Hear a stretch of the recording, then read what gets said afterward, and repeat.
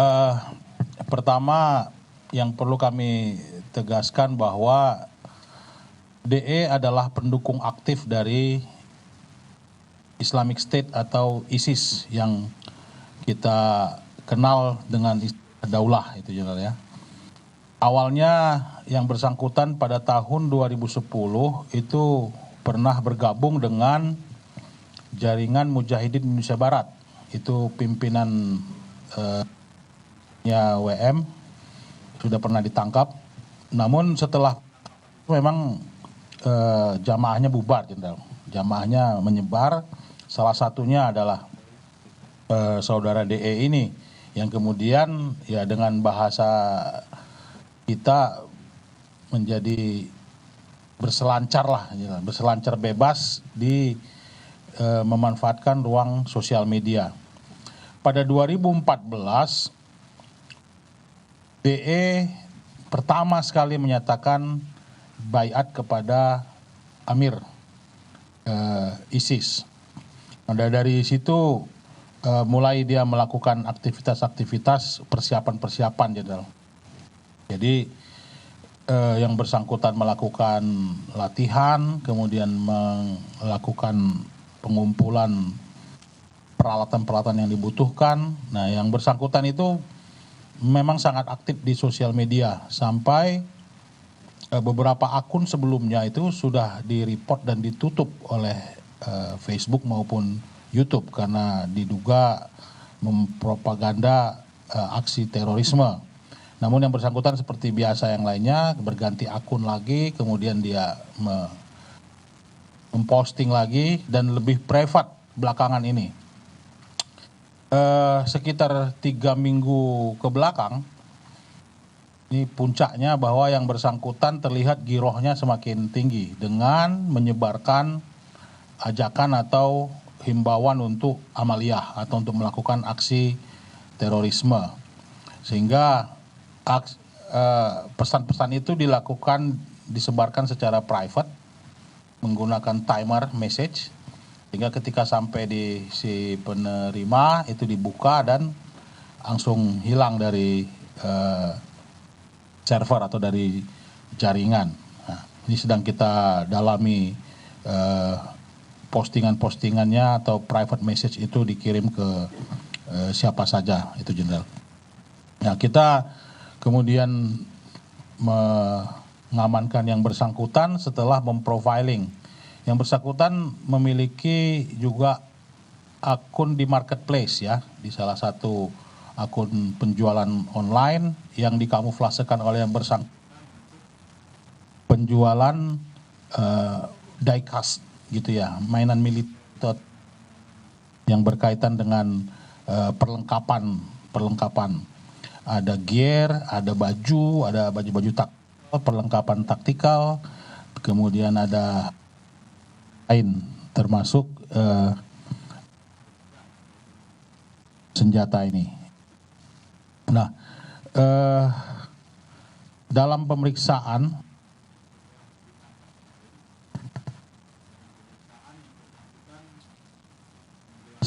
bahwa inspirasi karena memiliki giroh setelah melihat aksi pemberontakan atau kanan dari Mako teroris di Mako. Ini dalam keterangannya ini masih kita dalami, Jenderal. Sehingga yang bersangkutan melakukan latihan-latihan, ya, udah beberapa kali melakukan latihan, ya, kemudian memiliki rencana atau niatan untuk melakukan aksi kembali ke Makobrimob yang di Kelapa II dan Makobrimob yang di Jawa Barat. Juga terhadap beberapa markas tentara yang sudah dikenali atau ditandai, di profiling oleh yang bersangkutan. Nah, dari sini kita kemudian melakukan penggeledahan ke rumah dan kita sangat dikagetkan dengan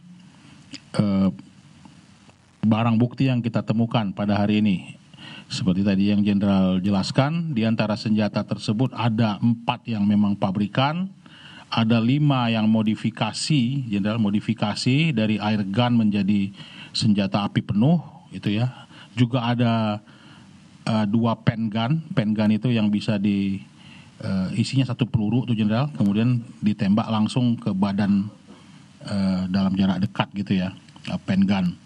Dan yang lainnya nanti mungkin bisa kita tunjukkan pada saat selesai konferensi pers ini.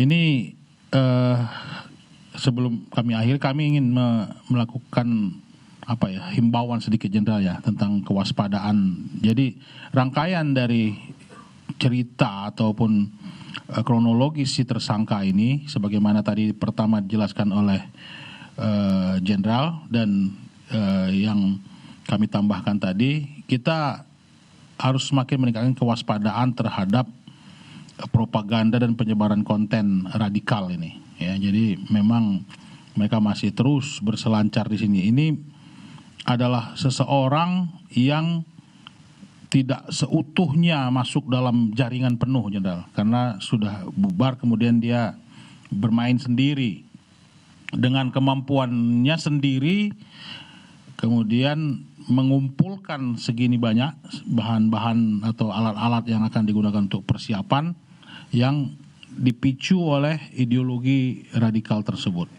Nah, yang kedua, bahwa pergerakan kelompok ISIS, pendukung ISIS, dan jamaah-jamaah yang atau kelompok-kelompok yang mendukung ISIS ini tidak pernah berhenti. Meskipun tidak terlihat di mata kita mereka berkumpul, tidak melakukan aktivitas-aktivitas kelompok, tetapi perorangan juga ada ternyata, seperti DE ini. Nah, ini yang harus kita menjadi pembelajaran baru juga untuk kami dan kita semua nih, Jenderal. Dengan adanya senjata ini, mari kita lihat bahwa bukan cuma senjata pabrikan yang berbahaya, tapi modifikasi yang dari senjata air gun ataupun airsoft gun itu, Jenderal, itu juga dapat ditingkatkan menjadi senjata api dengan kemampuan atau dengan keahlian seseorang gitu. Nah, ini dalam konteks ini mungkin kita perlu kerjasama nanti dengan beberapa Polda juga, Jenderal, termasuk Polda Metro di mana wilayah hukumnya ini, untuk mengungkap bagaimana ini bisa terlaksana atau perdagangan airsoft gunnya, kemana nanti menjualnya dan sebagainya. Nah, saya kira kerjasama dari Densus dengan berbagai pihak akan semakin diintensifkan untuk mencegah dan menangkal paham radikalisme, kemudian peredaran senjata api yang sampai menyasar atau masuk ke dalam kelompok-kelompok pendukung Islamic State atau ISIS dan kelompok teror lainnya.